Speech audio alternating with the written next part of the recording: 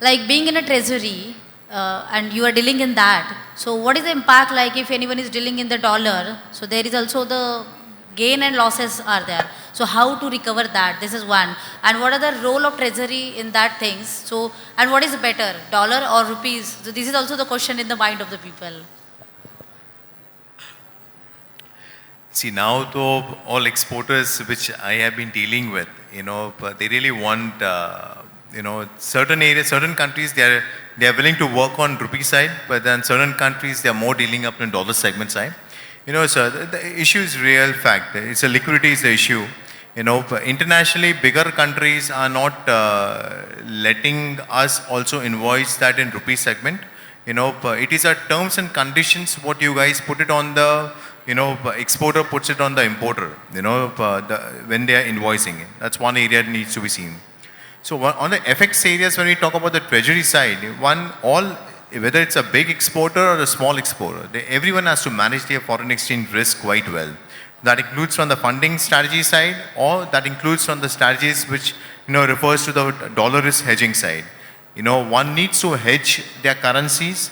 One needs to know their export costing. जैसे कि अभी any of the exporter who's been exporting, for example they are exporting grapes. Today if the spot market is trading at 83.19 or 20, and you guys are exporting at it's a perishable item, and it is a very aggressive costing you have taken, like 82.75 or 82.80. So I would suggest being very straight, rather than keep it, positions open to or speculate in the positions, you should hedge your positions, because your margins are quite thinner in these kind of sectors. It all depends upon the kind of risk-taking capacity what the company has it. What is the kind of, whether it's a trader, whether it's a manufacturing company, or whether, the kind of funds they are using it, that is in dollar fundings, or whether they're using the funds in rupee side. So longer bet, I would say, rupee, if it happens, fantastic.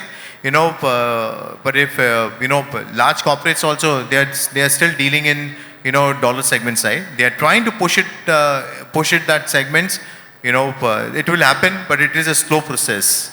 For example, I would say the Chinese yuan. They started off in, as they come up in the IMF reserve currency, and these Chinese yuan also started off.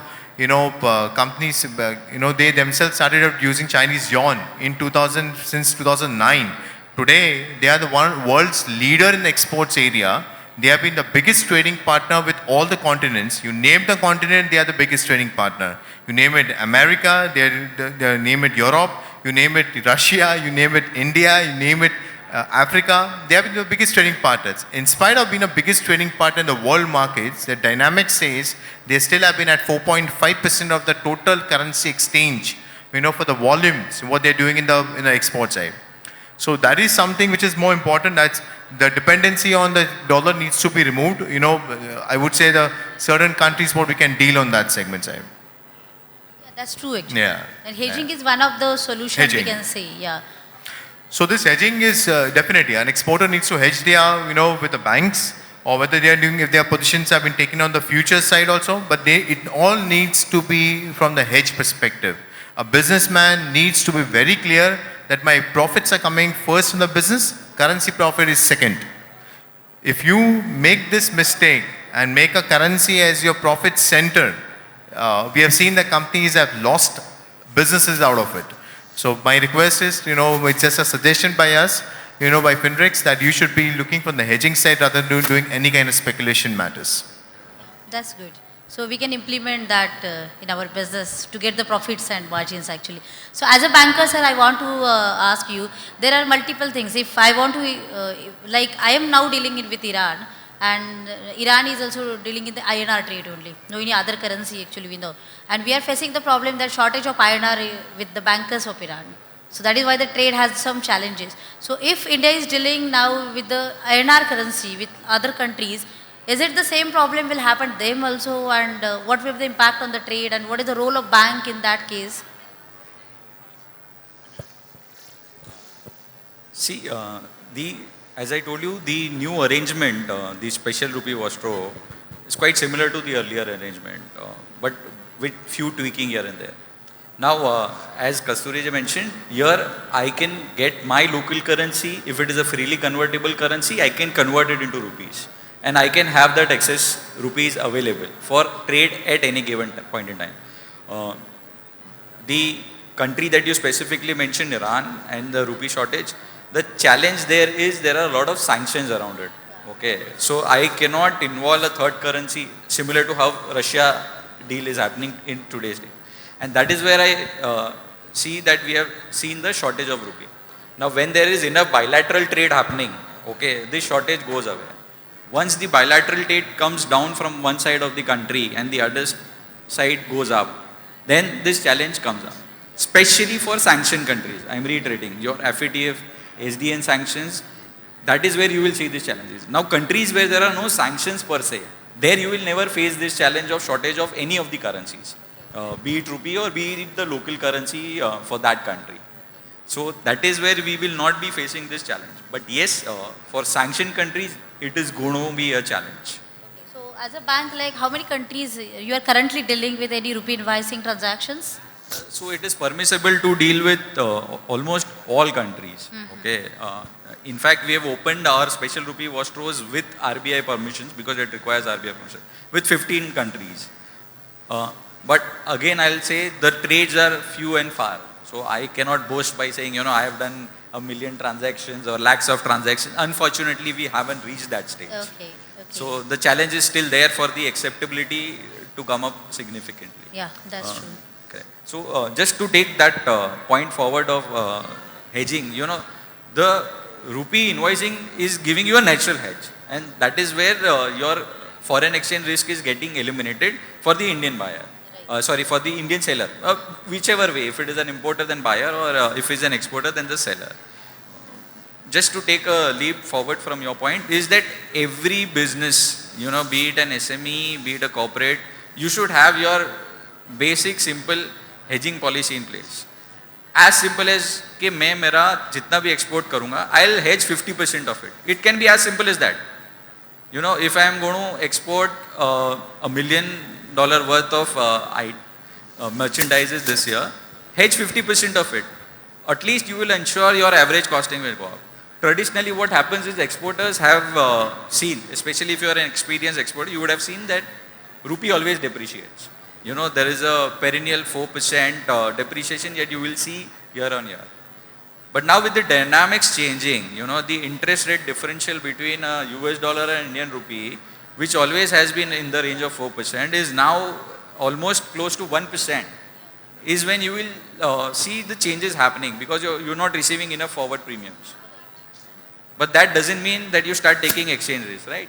You should always hedge.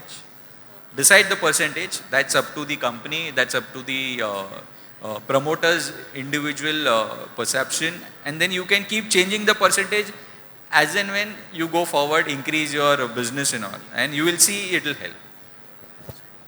Yes, that's true. So what you can say, sir? It's very interesting. I'll give you some statistics. Out of 200 countries of the world, if I take India's exports,